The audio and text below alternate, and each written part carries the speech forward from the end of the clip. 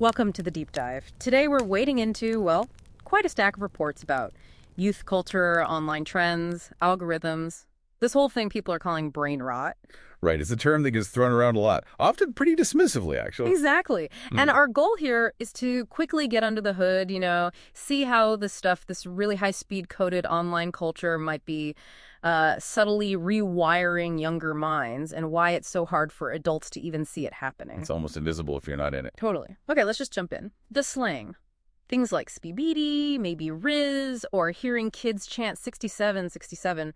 What the sources show is this is a dialect almost, and it changes fast. Blink and you miss it. Right. Take 67, 67.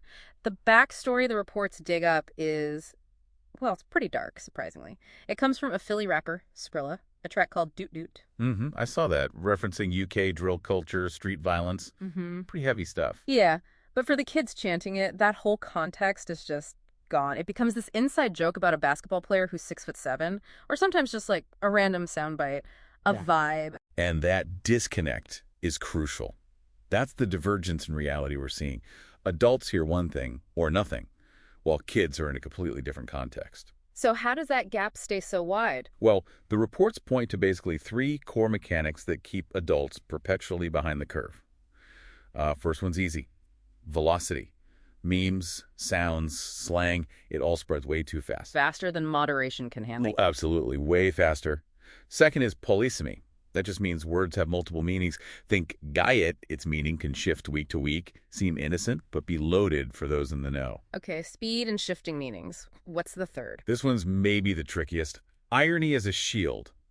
Wrapping potentially harmful ideas in layers of absurdity. Like, it's so over the top, it must be a joke, right? That's plausible deniability. I was just kidding. Precisely. It lets questionable stuff normalize because challenging it makes you look like you don't get the joke. Okay, so irony is the shield. But how does this content even get delivered past our, initial defenses? There must be a tactic, right? Yeah, and it's quite insidious. The source is called the weaponization of nostalgia. Weaponizing nostalgia? How? Creators take things that feel safe, familiar, maybe bits of old cartoons, even something like Baby Shark. Seriously, Baby Shark. Yep, and they match it up with more adult or edgy themes. That nostalgic feeling makes you lower your guard, basically. Lets the other messages kind of slide right in. Wow. Okay, and this connects to something else mentioned, clipping and the provenance problem. Exactly. Clipping is key. Yeah. You snip out the explicit bits that would get flagged, like that scroll lyric 67 bit rate on the highway becomes just 6767. So the dangerous part is removed, technologically speaking. Right. And that leads to the provenance problem. Yeah. The origin, the source of the sound or meme gets completely lost. Yeah. Kids see the funny basketball edit, maybe, and think that's the source. They don't know the darker roots. Not at all. So they share it, engage with it, thinking it's harmless, but they're actually feeding the algorithm, signaling it to potentially show them or others related, maybe edgier stuff down the line. Creating these invisible pathways just by clicking on a funny clip. Unwittingly, yeah.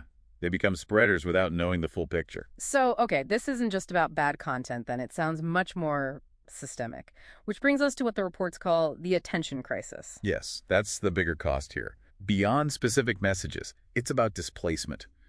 Every hour spent scrolling is an hour not spent on other things. Like real-world stuff, developing empathy through conversation, or the focus needed for complex thought. Exactly that. And there's a neurological angle, too. It's called hedonic adaptation. That constant stream of novelty, the variable rewards from algorithms, it basically raises the bar for what feels stimulating. It makes normal life feel boring. Pretty much. It erodes your tolerance for boredom, which is actually really important for creativity and reflections. Like, only drinking super sugary drinks makes plain water taste terrible. So what do we do if the tech itself is part of the problem? Well, the focus shifts.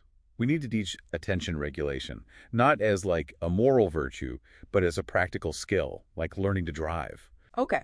How?